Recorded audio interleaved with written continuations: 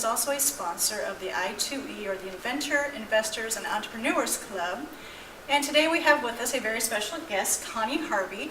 And she is a guest speaker for our club tonight and is going to explain to us a little bit about her business this afternoon and share it with you as she helps entrepreneurs in their daily work lives with their businesses.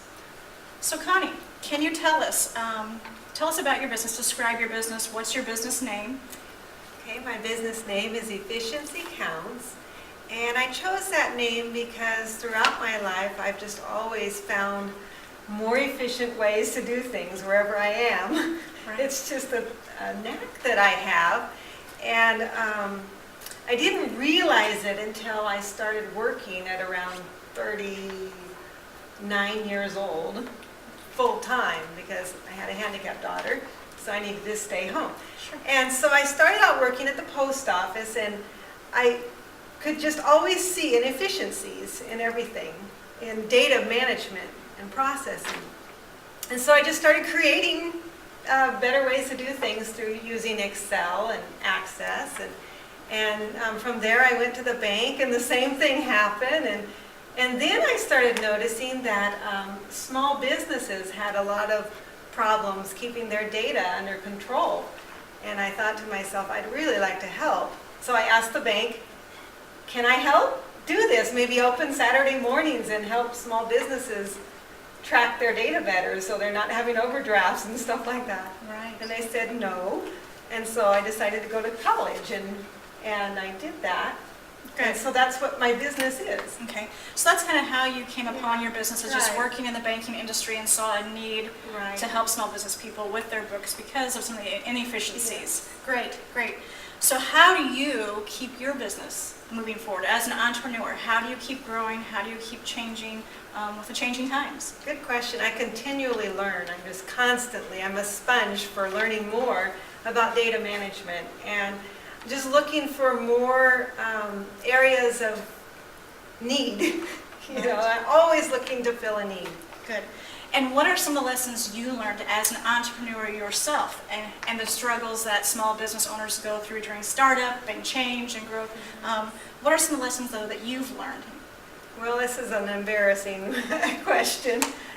Most of all, I've just really learned that you have to think about, what do I need financially out of this to prevent me from having to go back to a clock-in, clock-out job. And I really failed at that the first 5 years. And I'm in my 6th year, and this year I've made the change where now I ask for what I need. And I thought I wouldn't have any customers, but kind of the opposite is true. Good, good. So putting a good value, a good price on your service is important in order to continue to grow. That's good, and I'm glad you've recognized that. And it's been good for you. It hasn't Yes. drawn back the people because of the price change. Maybe a few. But they appreciate your service. Yes, And and we'll pay maybe for they'll come back. Good. Because I've been terribly cheap. So I've spoiled everybody. Great. So what other suggestions do you have for budding entrepreneurs, those who are at right now, maybe where you were at 5 or 6 years ago, debating, do I take the step? What are some suggestions, hints, helpful hints that you might have for them? Well, number one, be honest. Be very honest with yourself about what you're doing, that this is a business, and decide early, do I want this to be a hobby or a business? And once you make that decision, then put everything you've got into it, and love the product, whether it's or the service.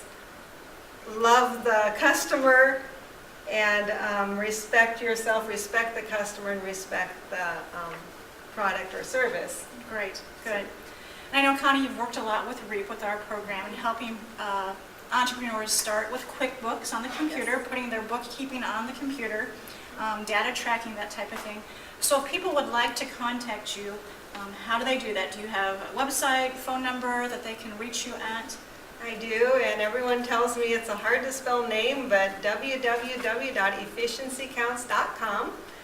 And my email address is CRH, as in Connie Renee Harvey, CRH@efficiencycounts.com. Okay, and your phone number for the Area business. code 308 340-7584. Great. Well, thank you for joining us today, and we look forward to the presentation tonight. So, Thank you. yes.